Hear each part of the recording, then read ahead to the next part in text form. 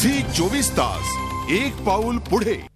कोकणातील वैशिष्ट्यपूर्ण असलेल्या मंदिरांपैकी एक मंदिर अशी दाभोळच्या सिद्धिविनायक मंदिराची ख्याती।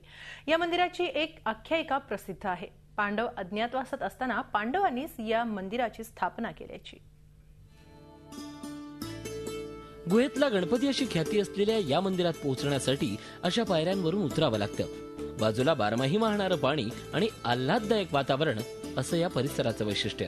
अज्ञातवासात असताना पांडव या ठिकाणी वास्तव्याला होते, तेव्हा पांडवांनी एका रात्रीत या गणपतीची मूर्ती कोरून या ठिकाणी मंदिराची स्थापना केली अशी आख्यायिका सांगण्यात येते।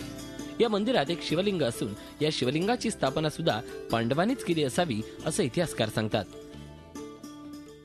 पांडवांचा एक नियम होतो की एक रात्रभर फक्त ते एका ठिकाणी राहायचे आणि पाठपटी कोंबडं आरावलो की ते दुसऱ्या ठिकाणी जायचे।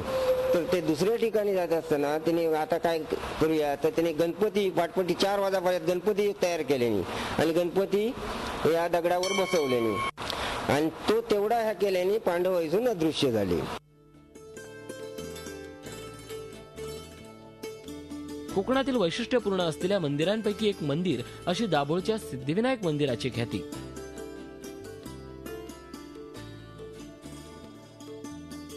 देवगड भागात येणारा प्रत्येक व्यक्ती या मंदिराला आवर्जून भेट देतो।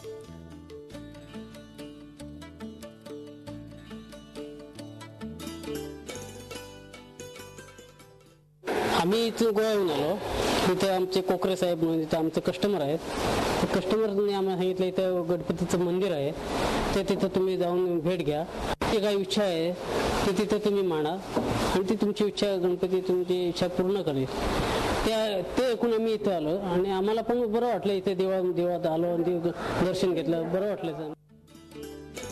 पांडवकालीन बांधण्यात आलेल्या या मंदिरात गणेशाला मागितलेली प्रत्येक इच्छा पूर्ण होतेच असा विश्वास इथे येणाऱ्या प्रत्येक भाविकामध्ये असतो।